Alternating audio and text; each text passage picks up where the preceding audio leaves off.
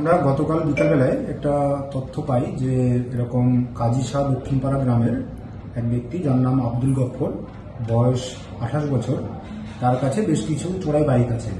এই ইনফরমেশনের ভিত্তিতে আমরা সেখানে যাই এবং সেখানে গিয়ে আমরা টোটাল 7টা বাইক, যেগুলো চোরাই বাইক ছিল, সেগুলো উদ্ধার করি।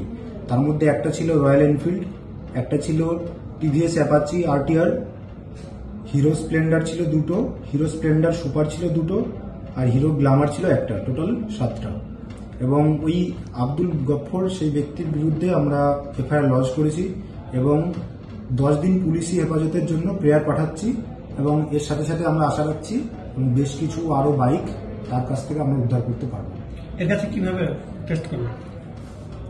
এর কাছে আমরা আমাদের পুলিশের যে তথ্য এবং আমাদের যে সোর্স, সেই মারফত আমরা খবর পাই যে এরকম চোরাই কারবারি করছে। সেই তথ্যের ভিত্তিতেই আমরা কিন্তু এখানে যাই। আমরা সেটা ভেরিফাই করার জন্যই তাকে 10 দিনের পুলিশি হেফাজতে পাঠাচ্ছি। আশা করি কাউকে না কাউকে পাবো সাথে সাথে। এখনো পর্যন্ত পাওয়া তথ্য অনুযায়ী আমরা একজনকে পেয়েছি। আমরা ফার্দার ইনভেস্টিগেশন ছাড়া এখন কোনো কিছু বলতে পারছি না। এটা আন্ডার প্রসেস আছে, আন্ডার ইনভেস্টিগেশন আছে।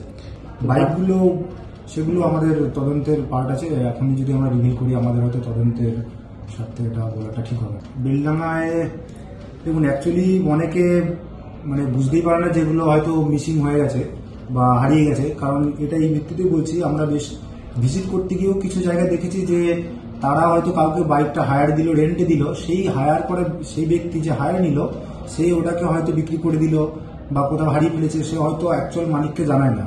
তো এইভাবে বিভিন্ন তথ্যের ভিত্তিতে আমরা শিওরলি বলতে পারছি না, তবে বেশ কিছু আমরা পেয়েছি যেগুলো মিসিং কেস আছে। বাংলা টুডে নাও।